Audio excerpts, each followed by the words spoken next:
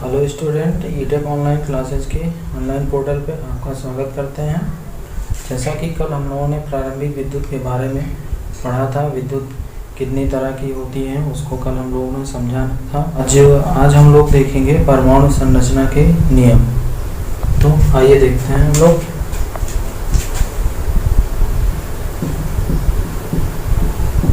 परमाणु संरचना के नियम। ठीक है, कुछ बातें हैं इसमें, उसको जान लेते हैं हम लोग। जैसे प्रत्येक परमाणु में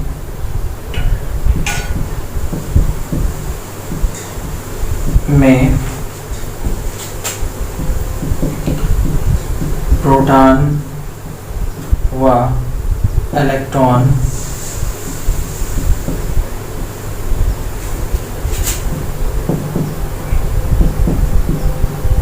दोनों की संख्या आपस में बराबर होती है। दोनों की संख्या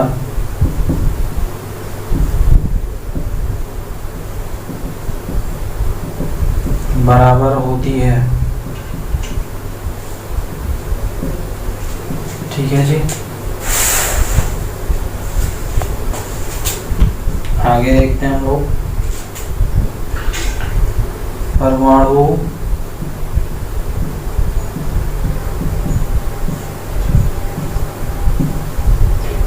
की उपस्थित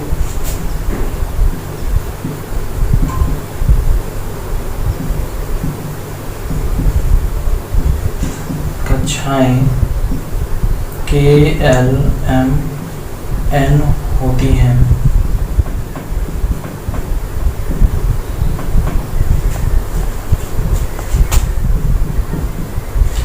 इन्हीं कक्षाओं में इलेक्ट्रॉन का वितरण होता है जो कक्षीय गति से घूमते रहते हैं। ठीक है, तो हम लोग इसमें इलेक्ट्रॉन का जो वितरण करते हैं, वो इलेक्ट्रॉन का जो वितरण होता है 2n²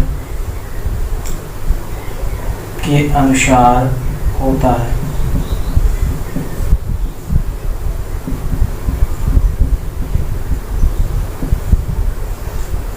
जैसे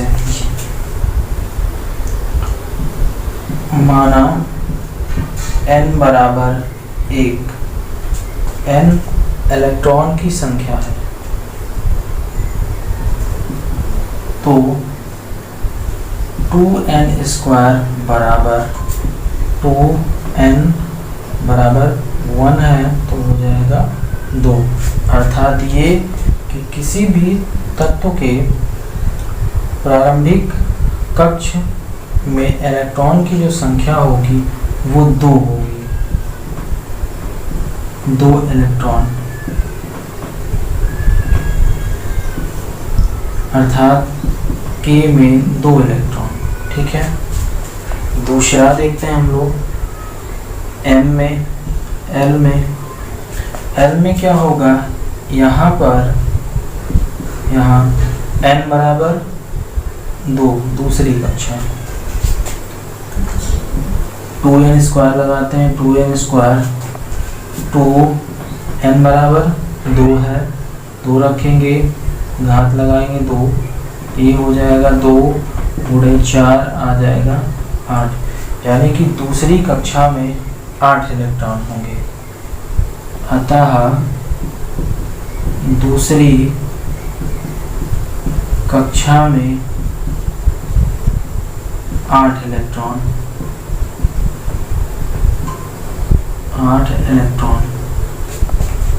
इसी तरह M में यहाँ पर n बराबर 3 होगा, क्योंकि तीसरी कक्षा है, इसलिए 2n² बराबर होगा 2n मतलब 3 का स्क्वायर बराबर 18 इलेक्ट्रॉन। तीसरी कक्षा में 18 इलेक्ट्रॉन। इसी तरह n में n बराबर यहाँ में 4 होगा, इसलिए 2n² से हो जाएगा 2 गुणे 4 का स्क्वायर, यहाँ से हो जाएगा 2 × 16 बराबर होगा 32 इलेक्ट्रॉन।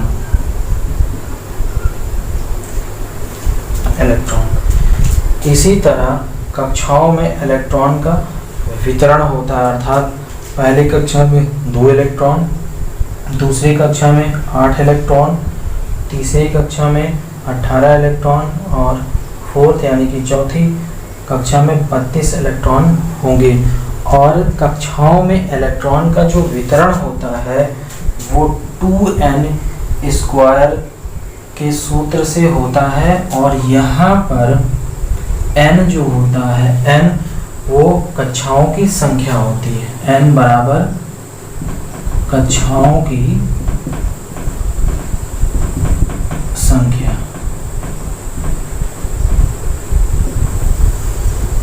आगे देखते हैं हम लोग, यहाँ पर नेक्स्ट चलते हैं। नेक्स्ट पॉइंट, किसी भी तत्व के परमाणुओं में प्रोटॉन व इलेक्ट्रॉन की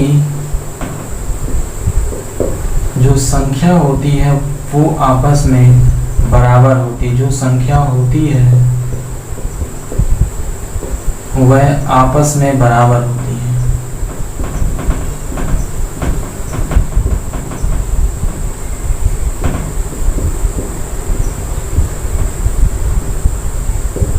मोस्ट इंपॉर्टेंट पॉइंट,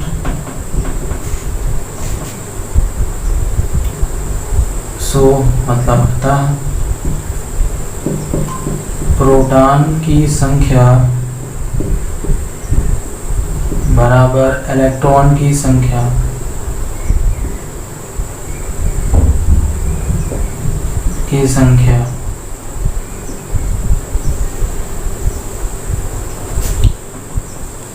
किसी नाभिक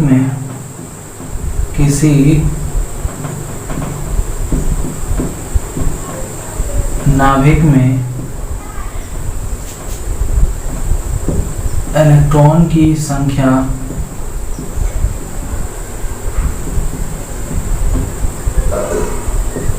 या प्रोटॉन की संख्या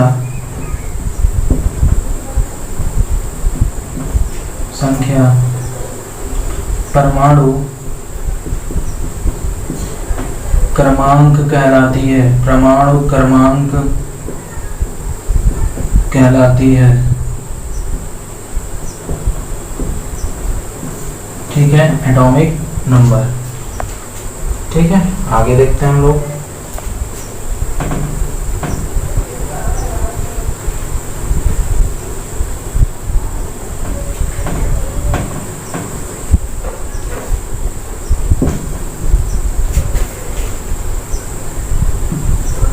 एटॉमिक नंबर अर्थात परमाणु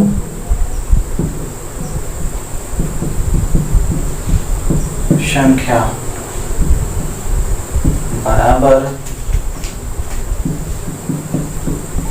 प्रोटॉन की संख्या बराबर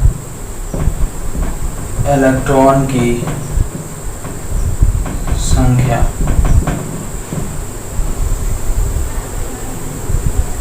ठीक है, ये फार्मूले हैं, इसको भी ध्यान रखिएगा, ये पूछा जाता है आपके एग्जाम्स में। आगे देखते हैं नेक्स्ट पॉइंट।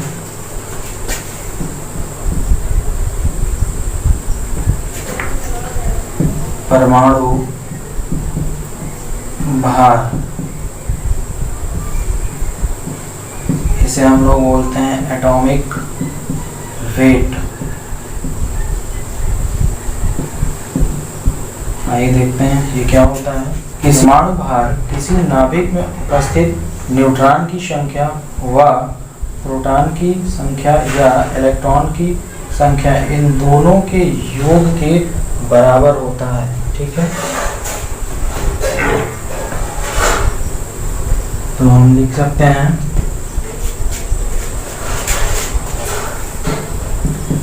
नाभिक में उपस्थित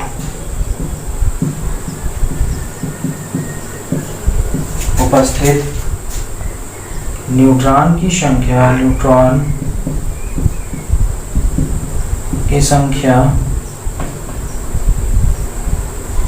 व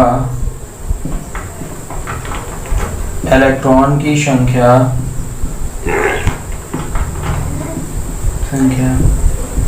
या प्रोटॉन की संख्या के योग के बराबर होता है। ठीक है, अर्थात परमाणु भार बराबर होगा न्यूट्रॉन की संख्या प्लस प्रोटॉन की संख्या या इलेक्ट्रॉन की संख्या। ये एक फार्मूला है, ये भी आपको एग्जाम में पूछा जाता है। ठीक है जी, आगे देखते हैं हम लोग।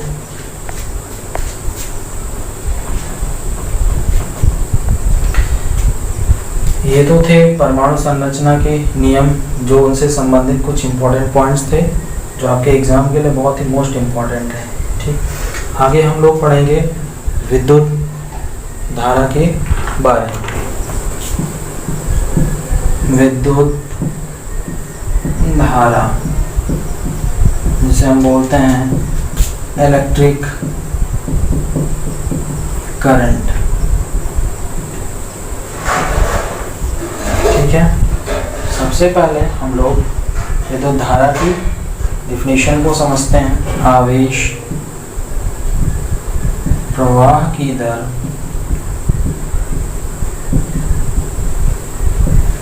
विद्युत धारा कहलाती है।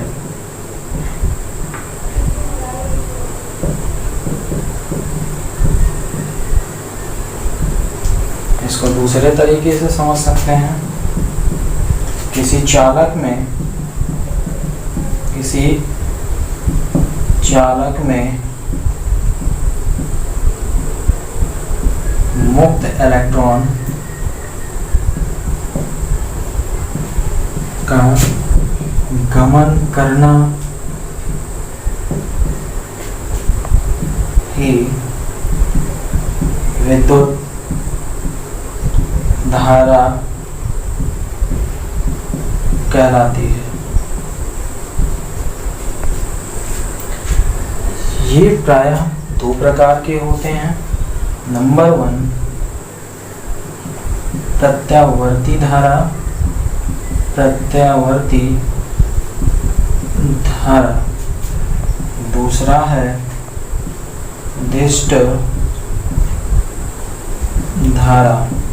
प्रत्यावर्ती धारा को हम लोग इंग्लिश में बोलते हैं अल्टरनेटिंग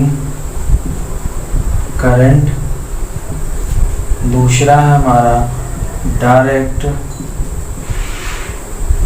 करंट। दो टॉपिक्स हैं। ठीक है, आगे देखते हैं। हम इन दोनों को अलग से समझते हैं, इनकी डिफिनीशन क्या है, क्या कंडीशन है।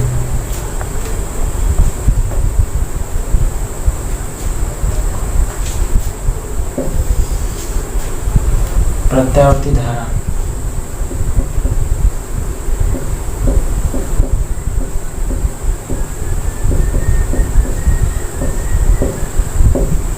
प्रत्यावर्ती का सीधा शाब्दिक अर्थ ये है कि बदलने वाला, बदलने का स्वरूप रखने वाला। ठीक है, तो हम लोग इस तरह कह सकते हैं कि वह विद्युत धारा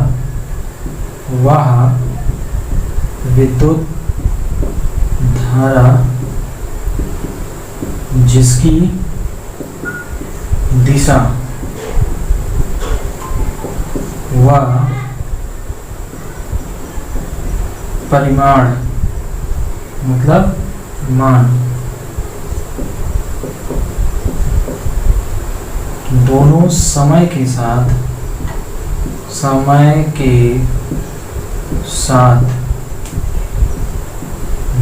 बदलते रहते हैं। ठीक है, इसको फिगर से हम लोग समझ सकते हैं। 0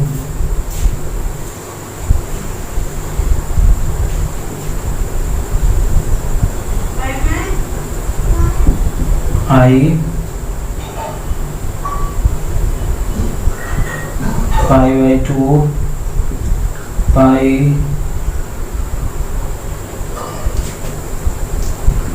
3π/2 और 2π, और ये है आपका टाइम। ठीक है, आगे देखते हैं हम लोग यहाँ से।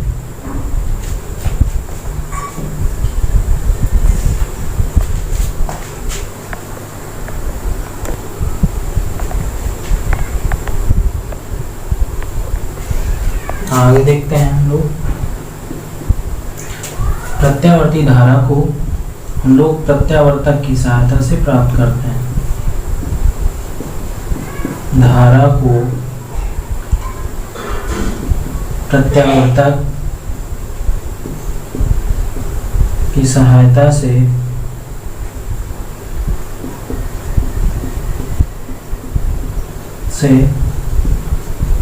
प्राप्त करते हैं। इसके कुछ उपयोग हैं।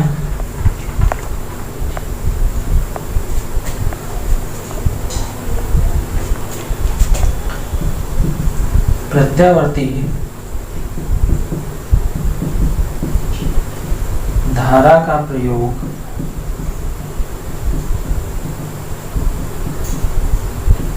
घरेलू उपकरणों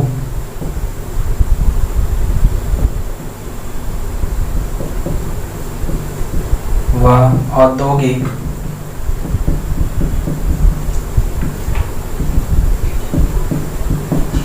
क्षेत्रों में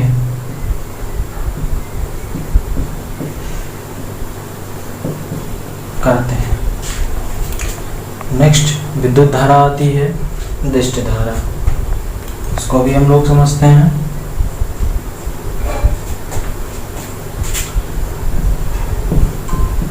दिष्ट धारा इंग्लिश में डायरेक्ट करंट। दिष्ट का शाब्दिक अर्थ हुआ केंद्रित एक दिशा की तरफ निर्देशित रहना, अर्थात किसी एक निश्चित दिशा की तरफ चलना। तो हम लोग यहाँ से समझते हैं, वह विद्युत धारा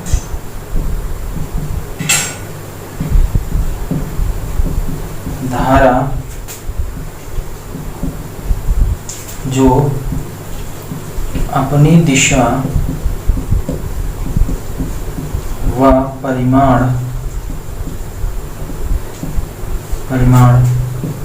समय के साथ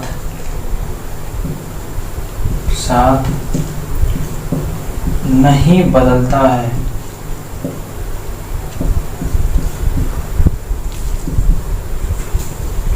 वह दिष्ट धारा कहलाती है। वह दिष्ट धारा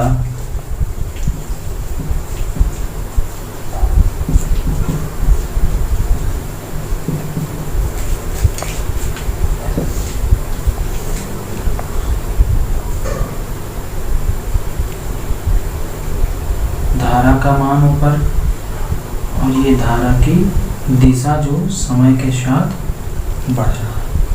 ठीक है, आई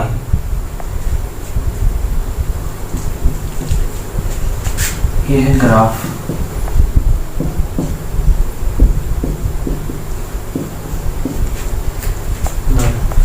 आगे देखते हैं हम लोग दिष्ट धारा को प्राप्त कैसे करते हैं।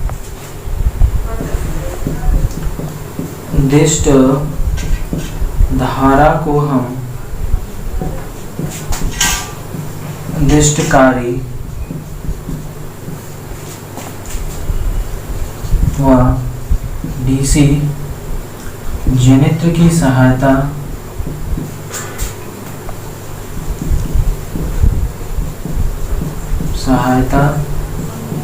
से प्राप्त करते हैं। आते हैं इसके प्रयोग पर।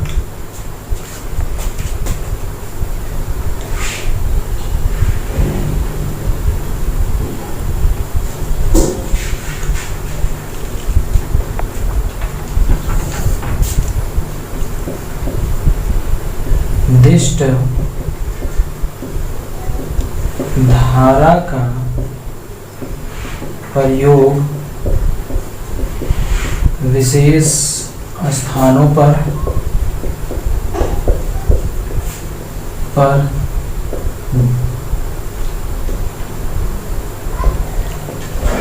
करते हैं, जैसे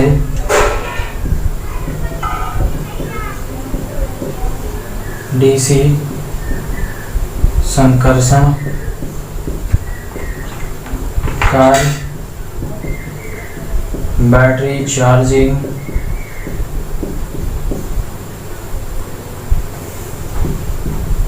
विद्युत मुद्रण व विद्युत रंजन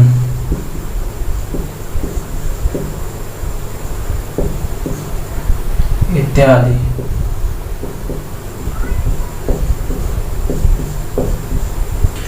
ये तो थे एसी व डीसी में अंतर और कैसे हम लोग प्राप्त करते हैं, कहाँ कहाँ पर इसका प्रयोग होता है।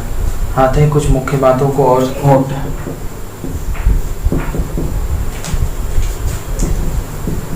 विद्युत धारा हमेशा धन सिरे से ऋण सिरे की ओर जाती है। Very very important point. आगे हम लोग देखते हैं एक और विद्युत धारा की गति प्रकाश की गति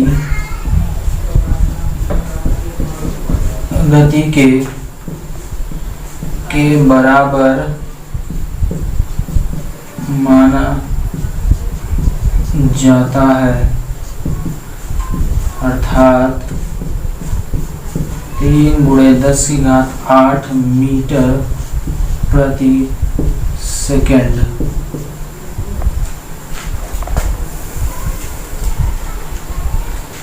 अब हम लोग देखते हैं विद्युत वाहक बल्ब। धारा को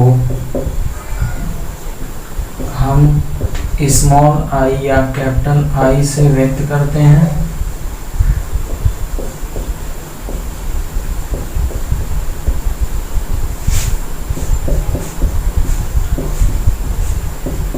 इसका मात्रक एम्पियर होता है। इसकी मात्रा को जानने के लिए हम जिस उपयंत्र का प्रयोग करते हैं उसे एम्पियर मीटर या एमीटर की सहायता से विद्युत धारा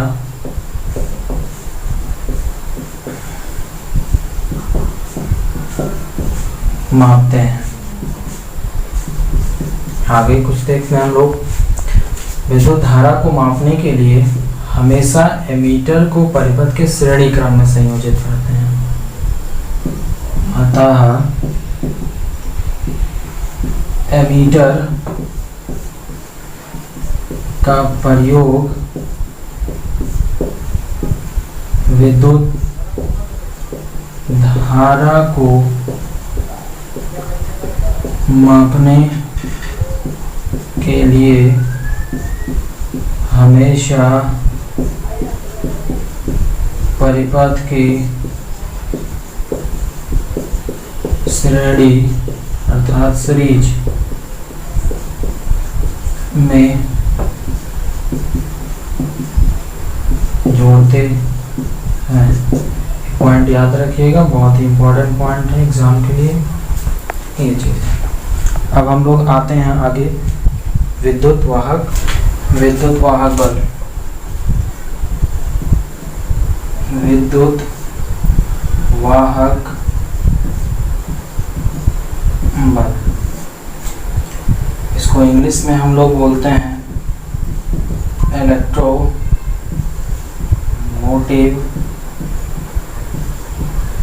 फोर्स। इसके नाम से ही प्रतीत होता है कि एक ऐसा ये बल है जो इलेक्ट्रॉन को गति प्रदान करेगा। तो हम लोग यहाँ से देखते हैं, ये जो इलेक्ट्रॉन है वो आया हमारे इलेक्ट्रॉन से, और जो मोटिव है वो आया है मोटिवेशनल से, और फोर्स जो है वो ऑलरेडी फोर्स है। तो इन तीनों शब्दों से मिलकर हमारा इलेक्ट्रोमोटिव फोर्स बना है। तो हम लोग यहाँ से कह सकते हैं कि वह बल जो मुक्त इलेक्ट्रॉनों को गति प्रदान करता है इलेक्ट्रोमोटिव फोर्स कहलाता है। तो हम लोग यहाँ से लिखते हैं, वह बल जो मुक्त इलेक्ट्रॉनों को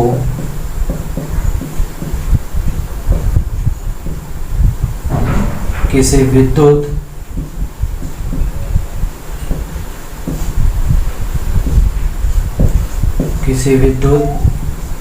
परिपथ में गति प्रदान करता है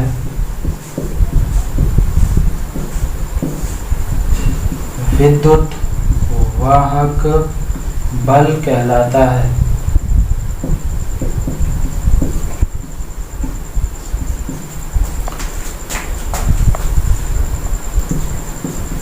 इसे स्मॉल ई या कैपिटल ई से व्यक्त करते हैं। इसे स्मॉल ई या कैपिटल ई से व्यक्त करते हैं।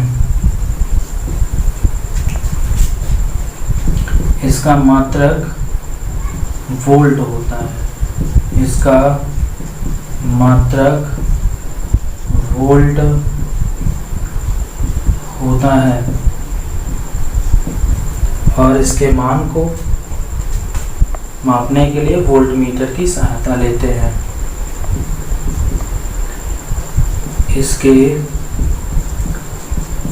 मान को मापने के लिए वोल्ट मीटर का प्रयोग करते हैं और इसे हमेशा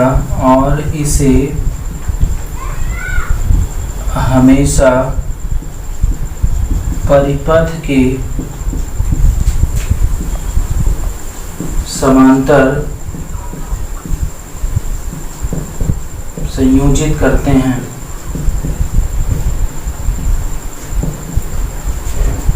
ये मुख्य इम्पोर्टेंट पॉइंट। आगे देखते हैं विभव।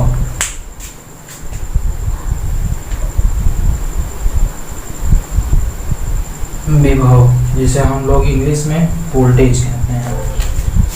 नंबर 2 पॉइंट, विभव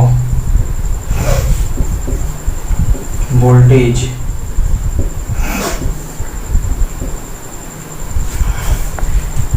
इकाई आवेश को अनंत से किसी विद्युत क्षेत्र में या कार्य क्षेत्र तक लाने में किया गया कार्य विभव कहलाता है। तो हम लोग लिख सकते हैं, किसी आवेश को किसी आवेश को अनंत से विद्युत क्षेत्र या कार्य क्षेत्र तक लाने में किया गया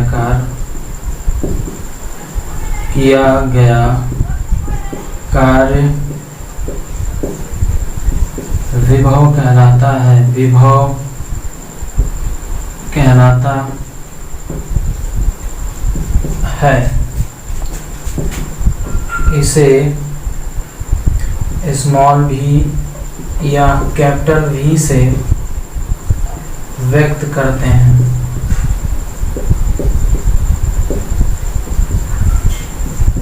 वह मापक यंत्र वोल्ट मीटर का प्रयोग समांतर में करके इसके मान को प्राप्त करते हैं।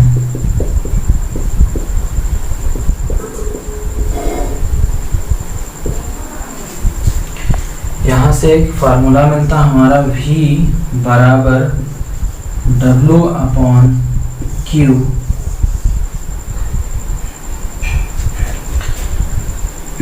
V वोल्ट है,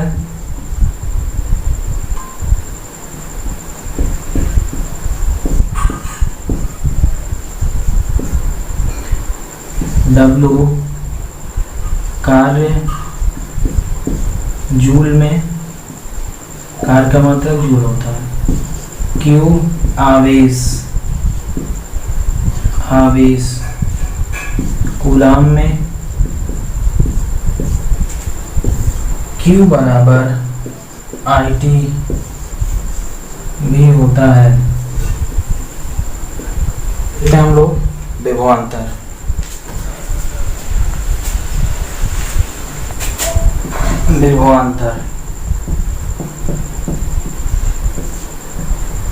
इसे हम लोग पोटेंशियल डिफरेंस बोलते हैं या वोल्टेज डिफरेंस। किसी चालक के सिरों के अक्रॉस वोल्टेज लगाने पर उनके विभव के मान में कुछ कमी आती है, यही कमी विभवांतर कहलाती है। तो हम लोग समझते हैं, यहाँ से लिखते हैं चालक सिरों के अक्रॉस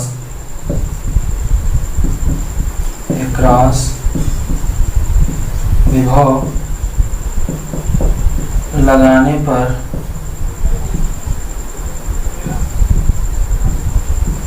उनके मान में कमी मिलती है। यह कमी प्रारंभिक सिरे व द्वितीयक सिरे के मध्य अंतर प्रदर्शित करता है।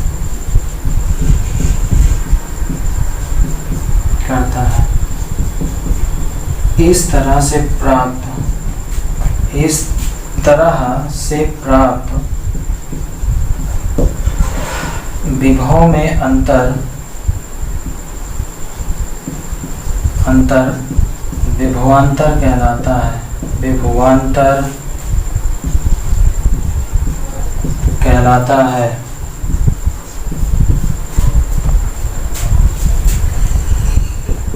इसे भी हम लोग स्मॉल b या कैपिटल V से व्यक्त करते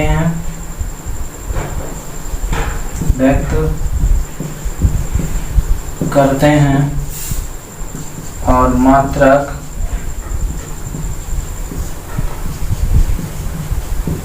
वोल्ट होता है।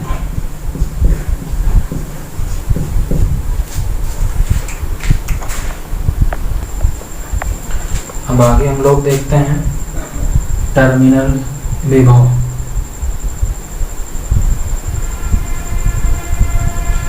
टर्मिनल विभव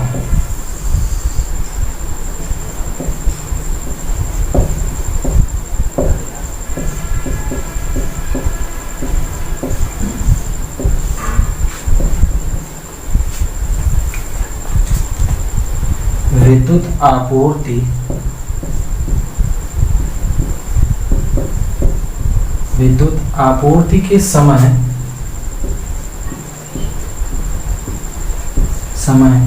चालक के सिरों के अक्रॉस मिलने वाला विभव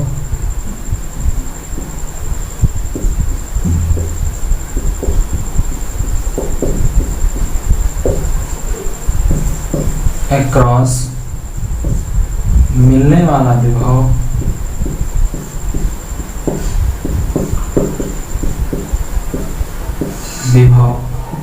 टर्मिनल विभव कहलाता है। टर्मिनल विभव कहलाता है।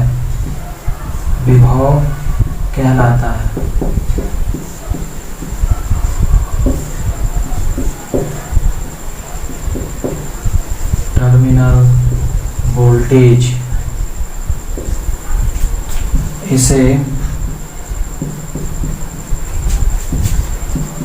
VT से व्यक्त करते हैं।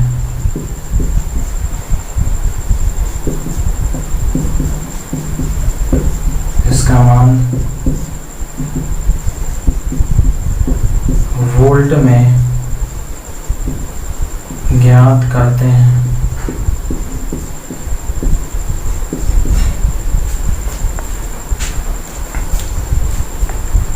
आगे हम लोग देखते हैं वोल्टेज ड्रॉप अर्थात वोल्टेज का खपत।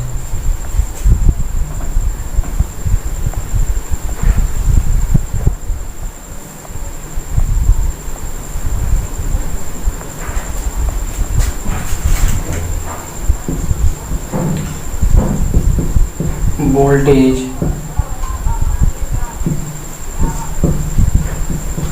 ड्रॉप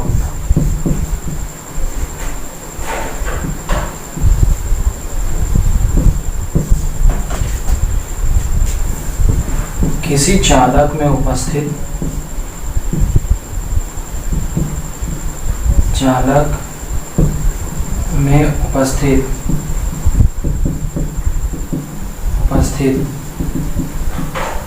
प्रतिरोध के कारण वोल्टेज के मान में होने वाली कमी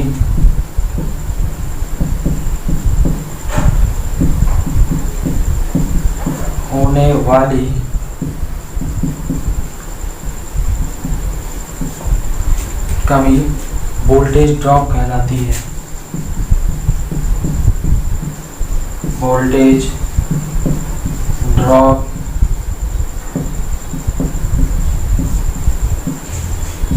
कहलाती है। इसे भी VT से व्यक्त करते हैं।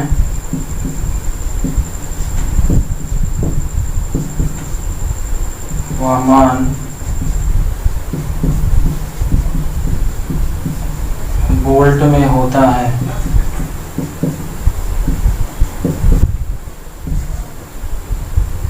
वोल्टेज ड्रॉप V बराबर IR।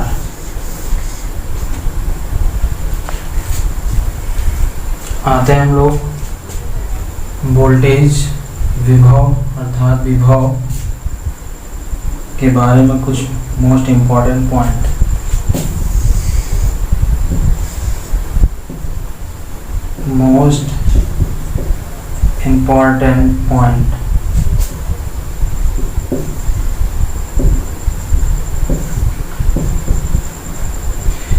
जब वस्तु में से विद्युत धारा पृथ्वी की ओर प्रवाहित होती है उस समय मिलने वाला विभव धनात्मक विभव होता है। जब विद्युत धारा वस्तु से पृथ्वी की ओर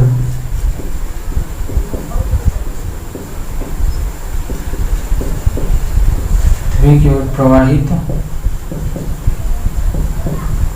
होता है, उस समय प्राप्त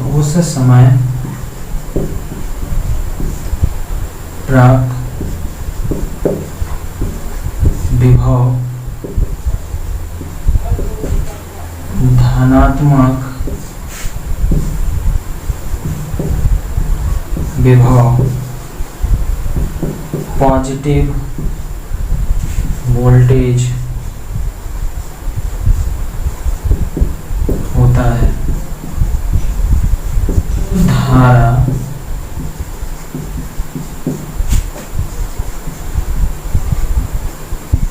पृथ्वी से वस्तु की ओर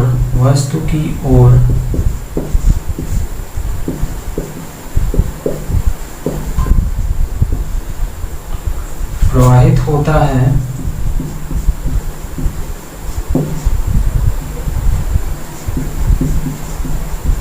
उस समय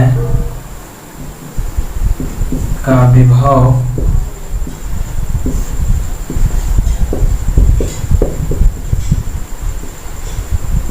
ऋणात्मक विभव नेगेटिव वोल्टेज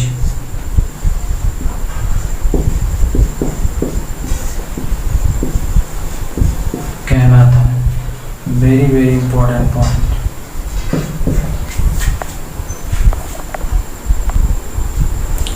अब हम लोग विद्युत प्रतिरोध के बारे में समझते हैं। प्रतिरोध किसी चालक का वह गुण होता है जो चालक में प्रवाहित होने वाली विद्युत धारा का मार्ग अवरोधित करता है, वही रेजिस्टेंस कहलाता है। तो हम लोग देखते हैं रेजिस्टेंस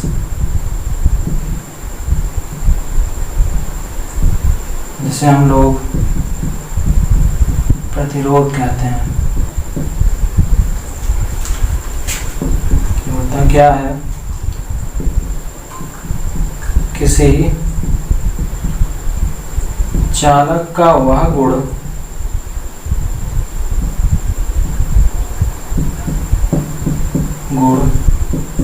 जो चालक में प्रवाहित धारा के मार्ग में बाधा उत्पन्न करे, उसे चालक का प्रतिरोध कहते हैं। इसी प्रतिरोध के कारण वोल्टेज के मान में कमी आती है, अर्थात वोल्टेज ड्रॉप होता है, और जिस चालक का प्रतिरोध जितना अधिक होगा उस चालक के द्वारा वोल्टेज ड्रॉप का मान उतना ही अधिक होगा। इस बात को याद रखिएगा। प्रतिरोध इसे हम लोग स्मॉल आर या कैपिटल आर से व्यक्त करते हैं। इसे स्मॉल आर या कैपिटल आर से व्यक्त करते हैं।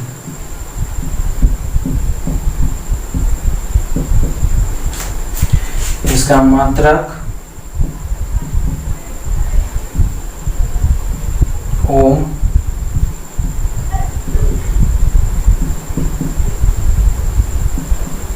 होता है।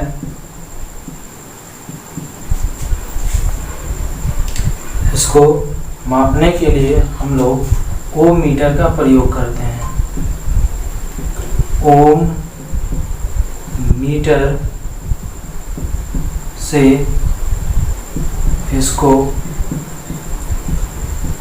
मापते हैं।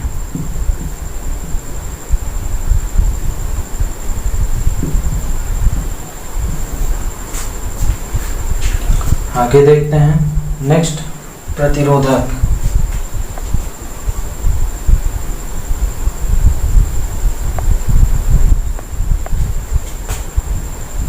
प्रतिरोधक जिसे हम लोग रेजिस्टर कहते हैं, रेजिस्टर, वह युक्ति जिसकी सहायता से विद्युत धारा के मार्ग में अवरोध उत्पन्न करते हैं, उस युक्ति को प्रतिरोधक के नाम से बुलाते हैं। तो यहाँ से हम लोग लिखते हैं, जिस युक्ति, इंग्लिश में डिवाइस बोलेंगे हम लोग इसे, की सहायता से धारा के मार्ग में बाधा उत्पन्न करते हैं,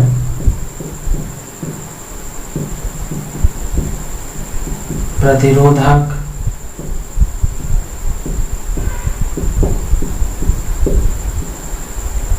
कहलाता है।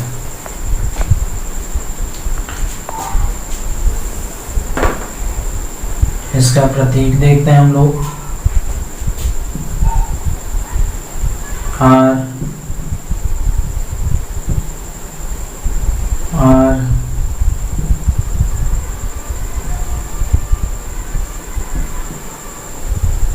परिवर्ती आर मतलब रजिस्टर,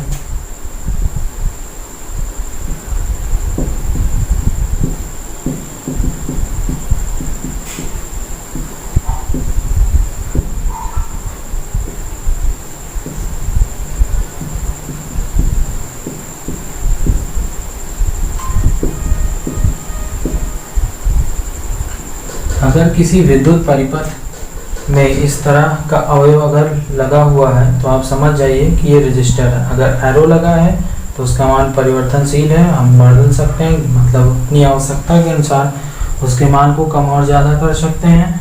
और अगर एरो नहीं है तो इसका मान ये है कि उस प्रतिरोधक का मान अर्थात ओमीय मान नियत है। निम्न प्रतिरोध, निम्न प्रतिरोध मान जो होता है 1 ओम से कम, 1 ओम से कम मापने में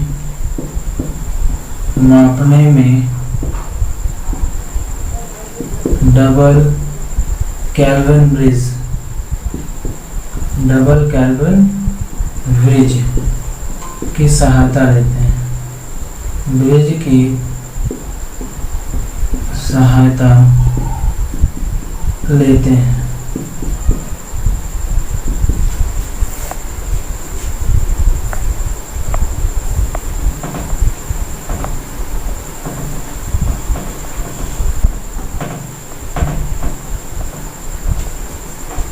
नंबर 1, नंबर 2 मध्यम प्रतिरोध, इसे हम लोग मीडियम रेजिस्टेंस बोलते हैं। इसका जो मान होता है 1 ओम से 10 की पावर 5 ओम तक होता है। तक मापने के लिए हम लोग व्हाइट स्टोन ब्रिज की सहायता लेते हैं। मापक यंत्र व्हाइट स्टोन ब्रिज,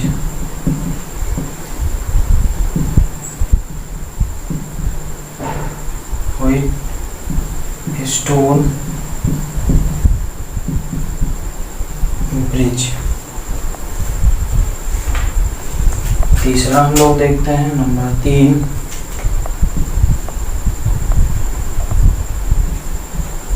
उच्च प्रतिरोध, हाई रेजिस्टेंस, 10 की पावर 5 ओम से अधिक मापक यंत्र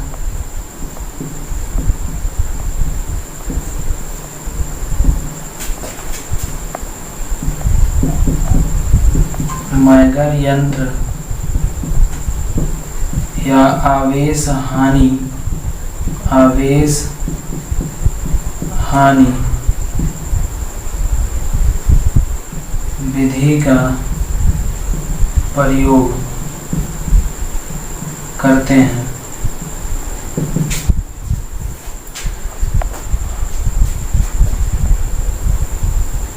आगे देखते हैं हम लोग।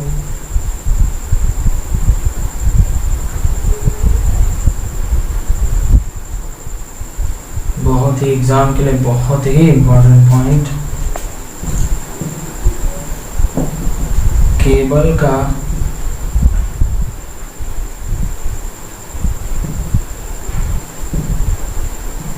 विद्युत इंसुलेशन प्रतिरोध व भू प्रतिरोध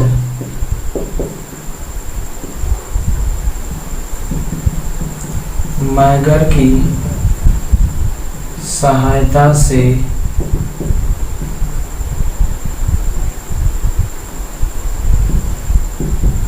ज्ञात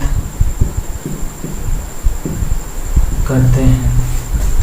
तो ये थे प्रतिरोध का वर्गीकरण प्रतिरोधिक मान के अनुसार, और ये एग्जाम के लिए बहुत ही इम्पोर्टेंट पॉइंट है। तो आप लोग इसको बहुत ही अच्छे से पढ़ लीजिएगा, ध्यान कर लीजिएगा। तो आज के लिए बस इतना ही। Thank you.